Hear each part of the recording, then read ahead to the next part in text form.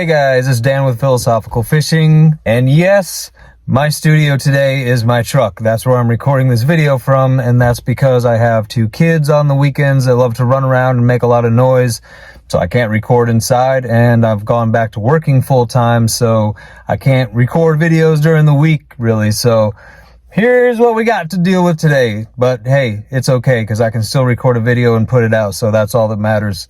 I wanted to talk today about something that I've been getting a lot of comments and emails about lately, and that's that a lot of us seem to do the same thing that I do, which is push yourself too much, too far, and not give your nervous system time to recoup. We have to accept that our nervous systems are damaged and our brains are damaged, and they're not going to function like they used to. And that's just a part of this whole process that we have to accept.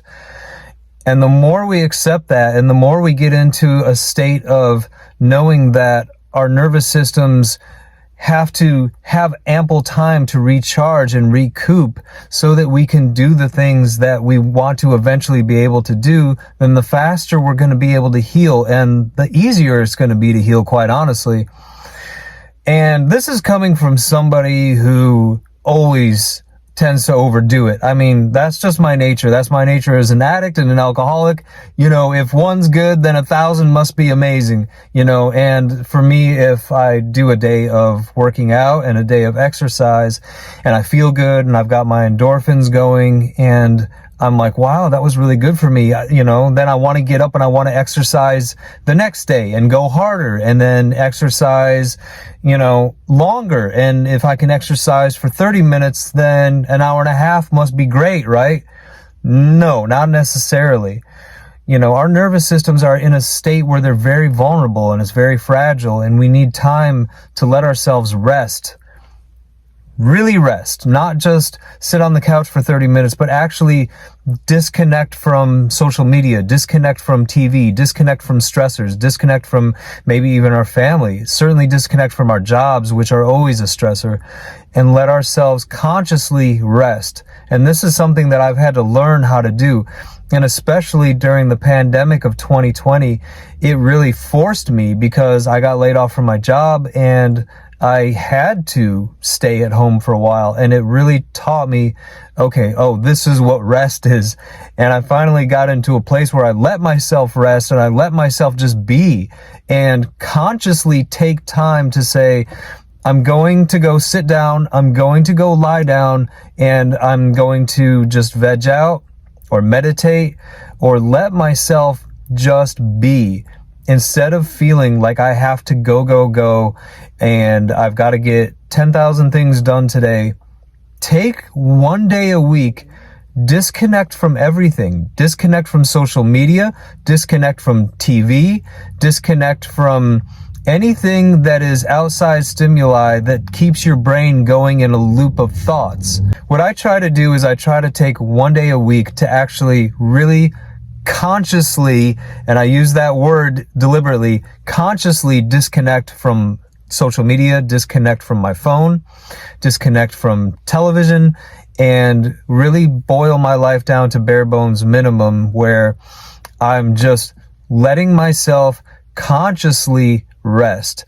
I'm not getting engaged in anything I feel like I have to do. I'm not doing work. I'm not exercising.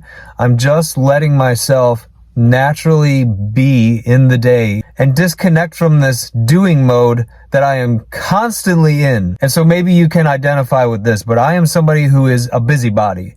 I feel like there's always 25 things that I have to do every single day, and I have to check those off my list. And if I let myself sit down and relax for any length of time, then those things that I want to get done, that checklist, those 25 things are just going through my head.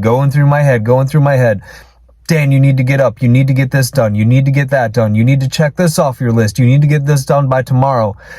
And I am perpetually in this state of feeling like I have to check all these things off my list. And that is just not conducive to healing, especially in the acute or early stages of benzo recovery. We have to be able to let ourselves get into a state of conscious rest and relaxation. And if you're in the acute stage right now, you may not even have a choice. You may be forced to disconnect from so many of those other things. Like I know I did. I at that point, it wasn't even a decision. I had to, out of necessity, disconnect from work and disconnect from people who are toxic and disconnect from social media and not go on Facebook. I had to push those things away because those things only brought more added stress into my life that I just did not have the mental real estate to deal with. And so I try to remember that too today, having gone through years now of recovery where I still get into the doing state so much of the time that I drive myself crazy. And I find that if I get out of my ritual of meditation and conscious relaxation, I'm very much back into the doing mode, and I'm back into overriding my nervous system when my nervous system and my body is telling me that, Dan, you have to relax. You have to take a day to just sit, let yourself be, let yourself sit out in nature, go out in the sunshine, read a book, sit down, whatever, play guitar, call an old friend, do something that's going to enrich your soul and enrich your life for that day. And disconnect from that monkey mind where I have all those other thoughts, the checklists I have to do. I got to go to work tomorrow. I got to get this done before tomorrow. I got to get that done before tomorrow. I got to get dinner ready. I got to get the kids ready. And all those things do have to have some sort of attention at some point.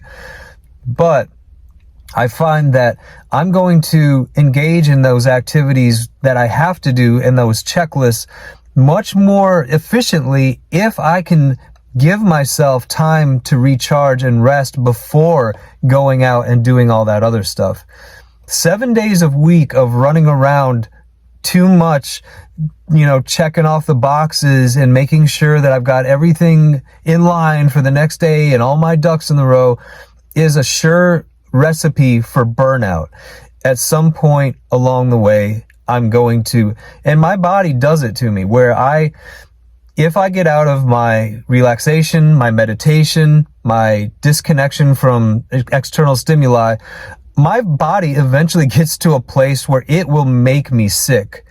I've done this to myself over and over again, and I'll get to a day where I'm finally like, you know what, I feel like I'm getting sick. I feel like I'm getting a bad cold. I feel like I'm getting the flu.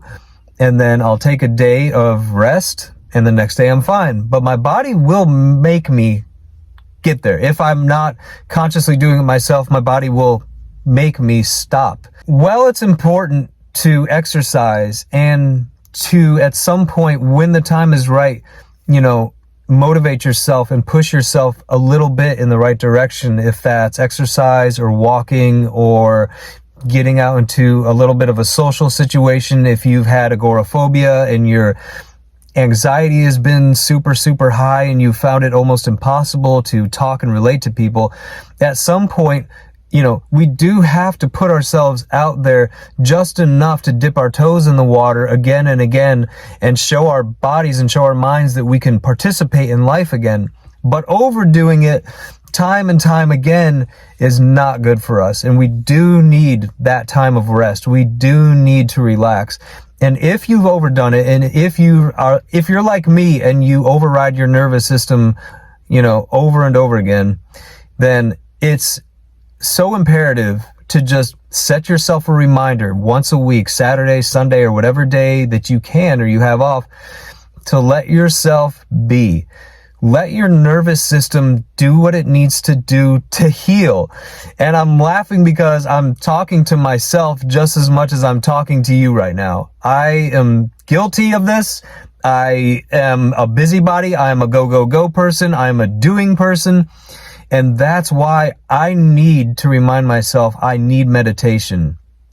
I need a practice of stillness. I need a practice of conscious breath work where I'm just watching my breath go in, hold it, let it go out, and get me back situated in the present moment, which is the only place I should be. It's like my mentor always tells me, let your mind be where your ass is. In other words, where am I right now? That's where my focus and my attention needs to be right now, right here at this moment. And don't get all caught up in what's going to happen tomorrow or next week or a year from now. Just focus on this moment and doing the best that you can, and that will set you up for doing your best the next moment, which sets you up for having a much better life if day after day you're living in the present moment, doing the best that you can. So much of benzo withdrawal and recovery is about mindset. As much as it is about the physical, it's about spirituality, it's about mindset. And all these things incorporated are going to ensure that you heal a lot faster and a lot better. But please, take it from me, learn a lesson from me. Don't constantly override your nervous system. Take some time out for conscious rest. Do the things that you need to do, and if you start to feel burned out, let yourself be. Learn how to let your body relax. Learn how to rest. That's something I've had to do. I've literally had to learn how to rest. I know how to do go. I know how to go to work. I know how to do things all day. I know how to go from sunup to sundown, but I'm not good at consciously resting unless I make myself do it. Please don't forget to like and subscribe. I love you guys. Thank you for all your support for this channel. As long as these videos are helpful, I'm going to keep making them. And very soon, I'm also going to start offering coaching, one-on-one coaching. So look for that in the future. And as always, I love you guys, and I'll see you in the next video.